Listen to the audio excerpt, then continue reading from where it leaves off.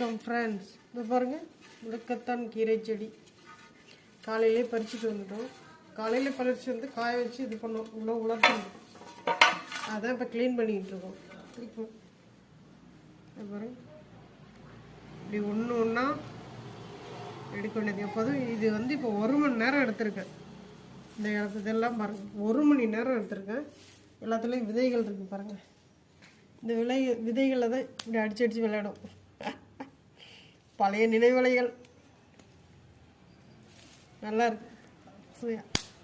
Sound வருதா? சத்தம் வருது பாருங்க, நிறைய இருக்கு. ஆஹா, விழுந்துருச்சே. சத்தம் வருது பாருங்க. இதனோட விதைகள்லாம் அவ்வளோ பயனுள்ள வந்து இந்த 3 விதை இருக்கு பாருங்க. நல்ல முத்தின விதை தான். 2 3 விதை இருக்கு பாருங்க. இந்த நல்லா முத்தின விதை. இது வீட்டிலே கொல்லையிலேயே போட்டு நல்லா செடி வளர்க்கலாம். எனக்கு நிறைய விதை கிடைக்கும் போல் இருக்கு இன்னைக்கு.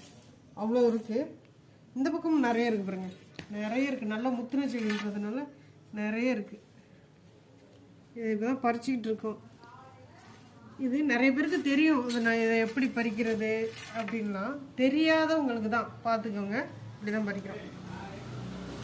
பறிச்சுட்டு இதில் உள்ள காம்பையும் க்ளீன் பண்ணணும். பறித்து போட்டுட்டு இந்த மாதிரி எடுத்தால் கூட போகும். நான் இப்போதைக்கு பறித்து மட்டும் தான் போட்டுக்கிட்டு இருக்கேன். அப்புறம்ல காம்பையும் க்ளீன் பண்ணி எடுக்கணும். இந்த மாதிரி ஒன்று ஒன்றா இருக்குது. இதை 1 மணி நேரம், கிட்டத்தட்ட 1 மணி நேரம் எடுத்திருக்கேன். இன்னும் இதுக்கு எப்படியும் ஒரு 1/2 மணி நேரம் ஆகும் எடுக்கிறதுக்கு. பாருங்கள் ஃப்ரெண்ட்ஸ், பார்த்துட்டு லைக் பண்ணுங்கள், கமெண்ட் பண்ணுங்கள், சப்ஸ்கிரைபர் பண்ணுங்கள் சேனலை. அப்போ தான் நாங்கள் போடுற வீடியோ உங்களுக்கு வந்து சேரும். பாருங்கள், மறுபடியும் அடிச்சு கட்டுறேன். சவுண்டு வருது.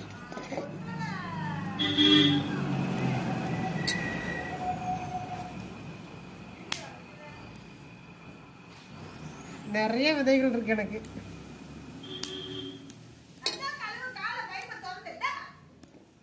எனக்கு நிறைய விதைகள் கிடைக்கும். இதை எடுத்து நான் காய வைக்க போகிறேன். காய வச்சு விதைச்சி விட போகிறேன். கொல்லை பக்கம் தண்ணி விடும்ல, குளிக்கிற பாத்திரம் பக்கம். மொத்தம் 6 எடுத்துருக்கோம். இந்த விதைகள்லாம் பத்திரப்படுத்தி வச்சு போட்டு வச்சோம்னா அவ்வளோ இது இந்த இலை பொடியை வந்து பொடியை அரைச்சி மாவுலையும் கலக்கலாம், தோசை மாவுலையும் கலக்கலாம், சாதப்பொடியாகவும் செஞ்சு சாப்பிட்லாம். இதில் வந்து தொக்கும் பண்ணுறாங்க. இந்த இலையை நல்லா வதக்கி